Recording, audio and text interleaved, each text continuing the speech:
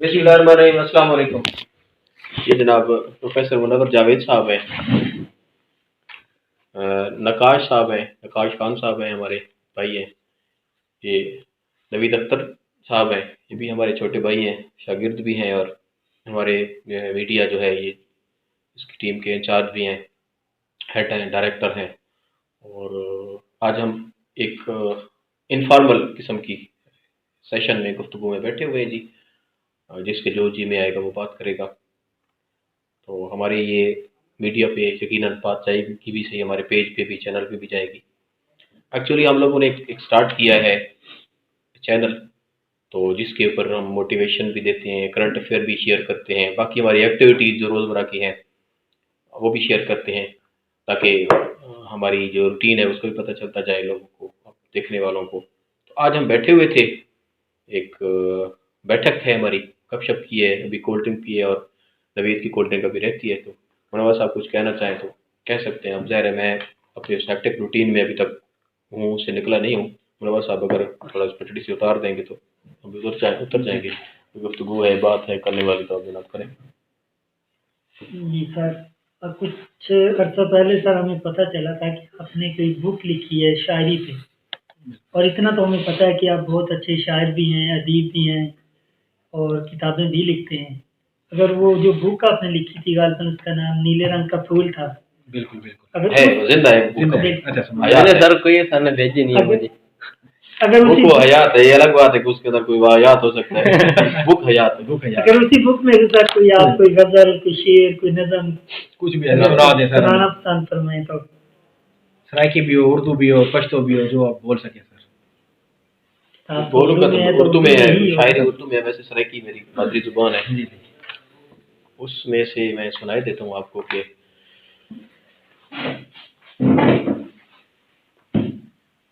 दो तीन शेर मुझे जो याद आ रहे हैं, मजीद को याद आ गया तो वो भी मैं यहाँ पेश करूँगा।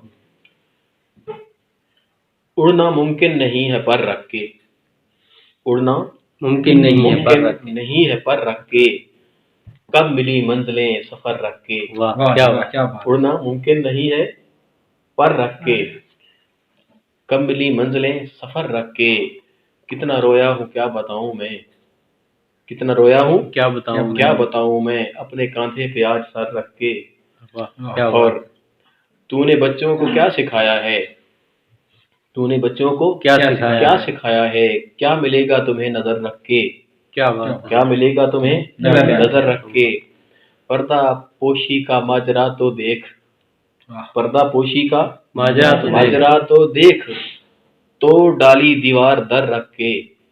पर्दा पोशी का माजरा तो देख, तोड़ डाली दीवार। बड़े बड़े गेट लगे हुए हैं, लेकिन हम बाहर गेट लगाने की जरूरत नहीं है। जैसे हम बाहर फिर रहे होते हैं, हमारे सोसाइटी का कल्चर बन चुका है। कोठियां बड़ी बड़ी हैं, दीवारें बड़ी बड़ी हैं, लेकिन बेपर्दगी है। बिल्कुल कि पर्दा पोशी का माजरा तो देख, तो डाली दीवार दर रख के, अपनी चीजों को रोज क्यों जाजिब, अपनी चीजों को रोज क्यों जाजिब, भूल जाते हो तुम किधर रख के।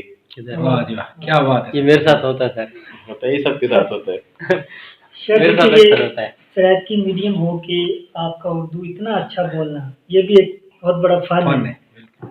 एक दफ़ा ऐसे ही एक मुकाबला था, ये तकरीरी मुकाबले जो स्कूल और कॉलेजेस के होते हैं, तो वहाँ पे एक लड़के ने तकरीर की, उसमें उसने एक शेर पढ़ा था कि यूं, वो जो शेर है, यूं कत्ल से बच्चों के वो बदनाम न होता, अफसोस के तिरौन को काले की नजर। तो वहाँ पे ऊपर जब उसने वो शेर पढ़ा ना, तो अफसोस पे जब वो आया ना, उसने कहा कि अफसोस के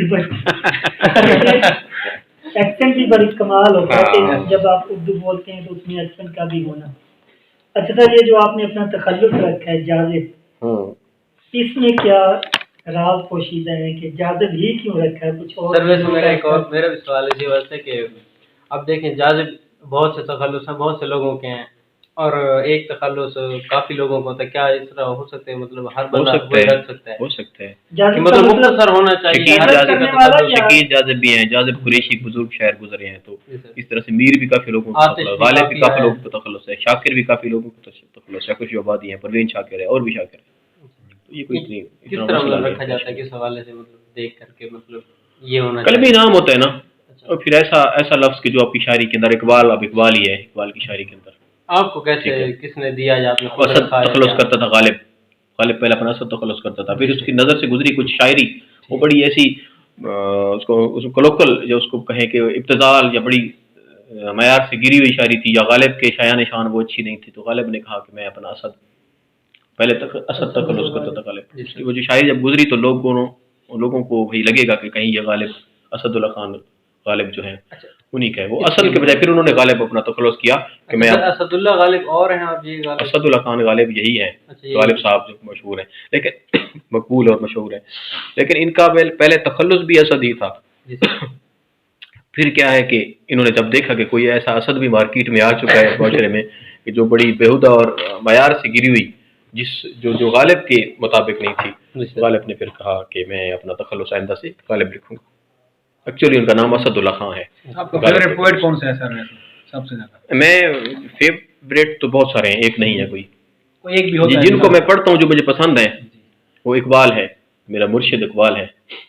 और उसके बाद अगर फ़नी तौर पर जिनको देखना चाहिए, पढ़ना चाहिए, वो गालिब है, वो वीर है, वो फैज़ है, वो परवीन शाकिर है, ये वो कदावर शख्सियात है। नासिर काज़मी है, जिसके शेरों से मैंने सीखा, मैं जिसको अपना रूहानी उस्ताद समझता हूँ, जिसकी शेरों की बहर, जिसकी औज़ान काफ़ी करता था मैं, और उस बहर पे मैं शेर कहना मैंने शुरू किया था।